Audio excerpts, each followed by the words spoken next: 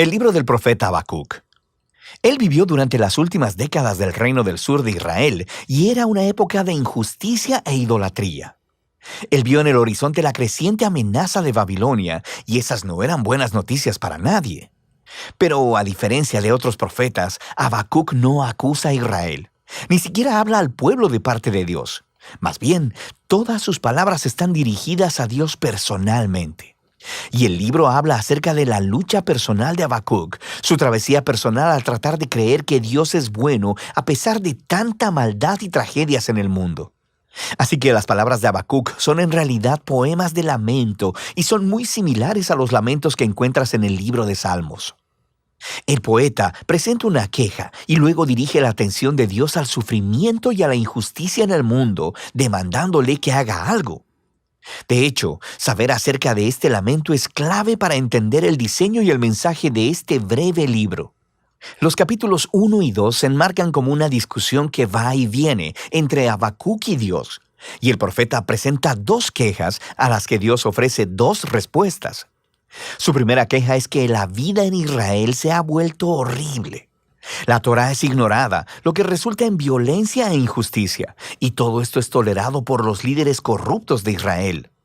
Y Habacuc está clamando, pidiéndole a Dios que haga algo, pero nada parece cambiar.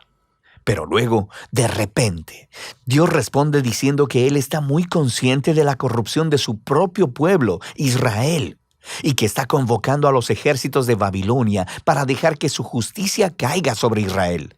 Y de manera muy similar al mensaje de Miqueas o de Isaías, Dios dice que usará este terrible imperio para devorar a Israel por su injusticia y su maldad.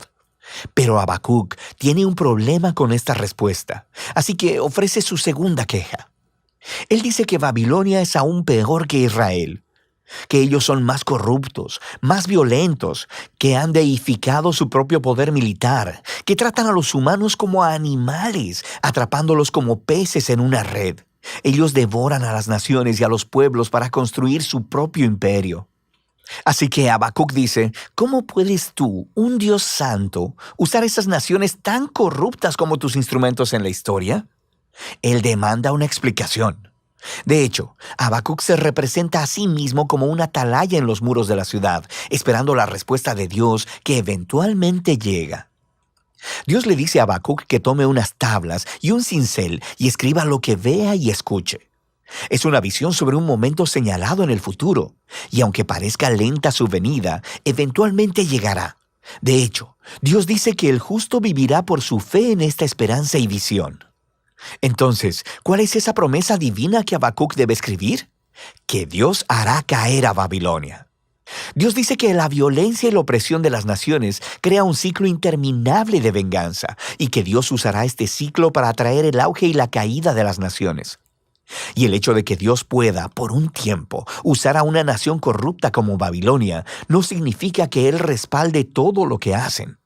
Él hace responsable a todas las naciones delante de su justicia. Así que Babilonia caerá junto con cualquier otra nación que actúe como ellos. La promesa de Dios es luego elaborada en una serie de 5 ayes que describen la clase de opresión e injusticia perpetuada por naciones como Babilonia. Los primeros 2 son en contra de las prácticas económicas injustas, como cuando los ricos cobran intereses muy altos solo para hacer que los pobres permanezcan endeudados. Así que ellos acumulan su riqueza a través de métodos deshonestos. El tercer ay es una crítica a la esclavitud, a tratar a los humanos como animales y amenazarlos con violencia si no producen. El cuarto ay es contra el abuso del alcohol por parte de los líderes irresponsables. Mientras el pueblo está sufriendo bajo su mal liderazgo, ellos están de fiesta y desperdiciando el dinero en sexo y alcohol. Y el último ay expone la idolatría, el motor que mueve esas naciones. Ellos han hecho del poder y de la seguridad nacional sus dioses, ofreciéndoles lealtad a cualquier costo. Así que el pueblo se convierte en esclavo de su propio imperio nacional. Ahora, las prácticas que se describen aquí no suceden únicamente en Babilonia, pero esto es parte de la cuestión.